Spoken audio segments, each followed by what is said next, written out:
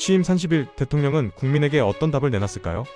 수사기소권 분리, 지역균형 발전, 남북관계부터 부동산과 지역화폐까지 국민들이 가장 궁금해했던 질문들을 하나씩 풀어보겠습니다.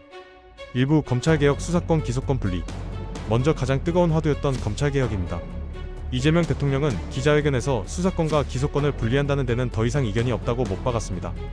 문재인 정부 시절까지만 해도 왜 수사권을 뺐냐는 반론이 있었지만 지금은 오히려 그 필요성이 더 커졌다고 말했죠.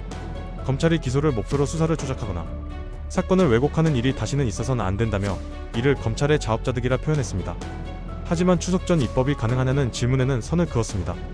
제도를 만드는 건 가능하지만 입법은 국회가 결단해야 할 사안이라는 겁니다. 또한 검찰개혁의 갈등과 부작용을 최소화하기 위해선 검찰을 잘 이해하는 사람이 직책을 맡아야 한다고 강조했습니다. 그래서 상대적으로 온건한 정성호 의원과 봉 전 대검차장을 법무민정 라인에 기용한 것도 같은 맥락으로 보입니다. 2부 수도권 신도시와 지역균형 발전.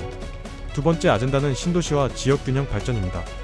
수도권 집중화가 부작용을 낳기 시작했고 이제는 대전환이 필요하다고 대통령은 진단했습니다. 목이 마르다고 자꾸 신도시를 만들면 결국 수도권으로 인구가 더 몰린다는 겁니다. 이미 예정된 신도시는 예정대로 진행하되 새로운 추가 신도시 조성은 지방균형 발전과 장기적 성장 전략 측면에서 신중히 검토해야 한다고 밝혔습니다. 정부가 예산을 배분할 때 지역별 가중치를 적용하거나 지방교부세 SOC 예산에도 균형 발전 영향 분석을 의무화하겠다는 방침도 내놨습니다. 지역 불균형 해소에 대한 대통령의 의지를 보였습니다. 3부 남북관계 흡수 통일이 아닌 공존. 이어진 남북관계 질문에선 다소 파격적인 메시지가 나왔습니다. 이재명 대통령은 흡수 통일은 엄청난 희생과 갈등을 수반한다며 북한의 존재를 인정하고 서로 득이 되는 공존의 길을 가야 한다고 말했습니다. 헌법에 명시된 평화적 통일을 지향하되 무리한 흡수보다는 수백 년 후를 내다보며 대화소통 협력으로 조금씩 동질성을 회복해야 한다는 설명입니다. 윤석열 정부 시절 남북 간 소통이 완전히 단절됐던 점도 전쟁 중에도 외교는 한다며 강하게 비판했습니다. 한미 공조와 협의를 바탕으로 남북 관계를 다시 회복하겠다는 의지를 드러낸 셈입니다. 4부 전국민 지역화폐 생각보다 효과 컸다. 민생과 지역경제 활성화에 대한 질문도 이어졌습니다. 대통령은 코로나19 시절 경기도에서 선제적으로 지급했던 지역화폐가 예상보다 효과가 컸다고 설명했습니다. 골목상권과 자영업자 매출에 큰 도움이 됐다는 것이죠. 다만 추가 지급 계획은 아직 없다고 선을 그었습니다. 대신 SOC 예산을 통해 경기 효과를 자극하는 방안도 함께 고민 중이라고 밝혔습니다. 몇십만원 때문에 온 가족이 극단적 선택을 한 안타까운 사례도 있었다며 재분배의 중요성도 강조했습니다. 5부 부동산 대출 규제 맛보기일 뿐. 부동산 대책에 관한 질문입니다. 이번 대출 규제는 맛보기 정도에 불과하다며 추가 수요 억제책과 공급 확대책을 함께 추진하겠다고 밝혔습니다. 특히 신도시 신규 택지뿐 아니라 기존 택지 재활용과 고밀화 개발도 강조했습니다. 부동산 투기적 수요를 금융시장으로 돌려 흐름 자체를 바꾸겠다는 점도 눈길을 끌었습니다. 6부 권력 견제와 제왕적 대통령제 논란. 이번 기자회견에서 대통령은 권력 구조와 대통령제에 대한 솔직한 생각도 밝혔습니다. 이재명 대통령은 대통령이 제왕적이라는 말에는 어폐가 있다며 전임 대통령들도 정말 힘들어했을 것이라고 말했습니다.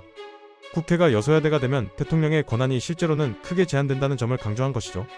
그는 권력은 본인의 안위를 위해서라도 견제를 받는 게 좋다며 감사원의 기능을 국회에 넘길 수 있으면 넘기고 싶다는 말도 덧붙였습니다. 실제로 가족과 측근 비리를 예방하기 위해 특감관 임명도 지시했다고 설명했습니다. 또한 야당이 다수 의석인 상태에서 집권한 것은 대한민국 역사상 처음이라며 국민이 선택한 권력 구조를 존중하되 스스로 낮은 자세로 더 진지하게 국민의 신뢰를 얻겠다고 강조했습니다. 7부 야당과의 협치 영수회담 정례화 구상. 또한 이재명 대통령은 협치와 야당 존중에 대한 구체적인 구상도 밝혔습니다. 야당은 국민의 선택을 받은 대리인이고 충분히 존중받아야 한다며 필요하다면 언제든 만나겠다고 강조했습니다. 특히 기자회견에서는 영수회담을 정례화할 의향이 있느냐는 질문이 나왔는데요. 대통령은 타당하고 합리적인 불만이 있다면 당연히 수용하고 교정할 생각이라며 영수회담 정례화도 고민해보겠다고 답했습니다. 다만 허심탄회한 얘기를 마음 편히 하기 위해선 비공식 비공개 모임의 보안이 지켜져야 한다며 공식 회동보다는 실질적인 비공식 대화를 더 자주 갖고 싶다는 뜻도 전했습니다. 협치의 실질적 실현을 위해 야당과의 소통 창구를 열어두겠다는 메시지로 풀이됩니다. 8부 의료 사태 제일 자신 없는 현안, 신뢰 회복부터. 또한 기자회견에서 빠질 수 없었던 민생 현안은 의료 사태였습니다. 이재명 대통령은 1년 넘게 이어진 의정 갈등에 대해 전 정부의 억지스러운 정책과 일방적 강행이 의료 시스템을 망가뜨렸다며 취임 후 여러 현안 중 가장 자신 없는 분야였다고 털어놨습니다. 그러면서도 정부가 바뀌며 불신이 조금 완화된 것 같다고 말했는데요. 정은경 전 질병관리청장을 복지부 장관 후보로 지명한 것에 대해 일부 의료단체에서 환영 성명을 낸 점을 희망적인 징조로 평가했습니다. 대통령은 빠른 시간 내에 솔직한 대화와 토론이 필요하다며 신뢰를 회복하고 적절히 타협하면 충분히 해결할 수 있다고 강조했습니다. 이번 기자회견에서는 의사 전공의 복귀 문제와 의료 시스템 복원에 대한 정부의 책임과 해법 방향이 다시 한번 국민 앞에 드러난 순간이었습니다. 구부 공공기관 이전과 해사법원, 지역균형 발전과 맞닿아 있는 또 하나의 이슈는 해수부 부산 이전입니다. 이 대통령은 기준과 내용이 합당하다면 국민들께서 갈등을 겪더라도 수용할 것이라며 과거 경기지사 시절 공공기관을 북부 동부로 분산 이전했던 사례를 언급해 원칙을 분명히 했습니다. 해사법원 설치도 인천과 부산 양쪽 모두 설치가 가능하다고 밝혀 지역 갈등을 최소화하려는 태도가 엿보였습니다.